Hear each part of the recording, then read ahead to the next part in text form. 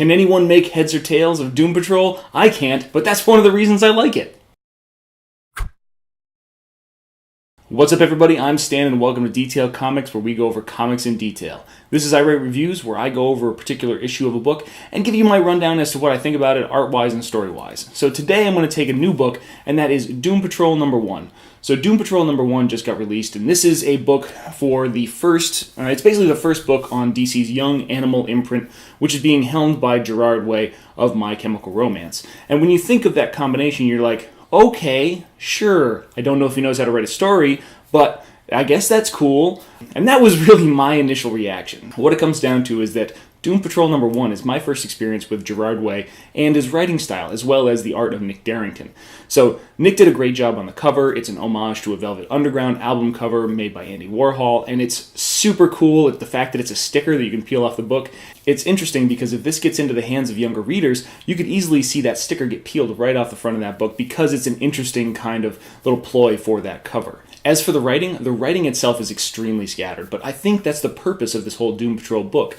I'm not really familiar with the original material that was developed, but overall the intensity and the kind of spaciness that I get out of it is that a lot of different characters interact in a lot of different ways, and there's never really any kind of consistent through line. It's very much a very out there kind of grouping of people, and anything can really happen. It's very spontaneous in terms of how the story sets itself up, while maybe trying to maintain an overall through line, but definitely it's all about the immediate interactions with the people. So I think that if that's the real goal of this, and to kind of set up that kind of insane atmosphere, I think that it's a very good job. And then the art style by Nick Derington is extremely complimentary. You see the introduction of the two EMTs, the development of an alternate universe that's basically on the top of a gyro, which is super weird, but it's totally interesting. We see four or five odd panels where a gentleman's in a wheelchair, and then all of a sudden you see Danny Burger, which is weird in its own, and then the whole I'm sorry brick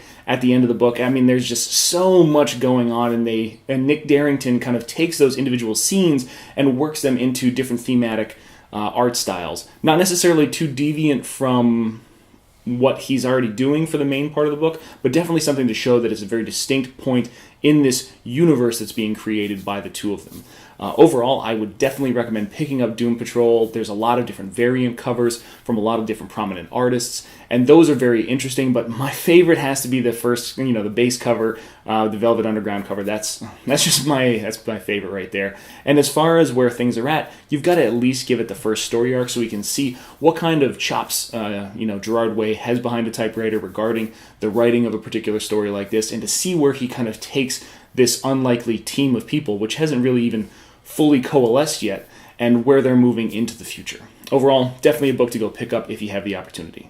So that's it for my review of Doom Patrol #1, but I want to hear what you guys have to say about a book like that. So feel free to hit me up in the comments down below, and as always, if you like what you see, hit the like button, and don't forget to subscribe to get more news, reviews, and commentary on comic books, comic book movies, comic book TV shows and games, and anything and everything inside the world of comics.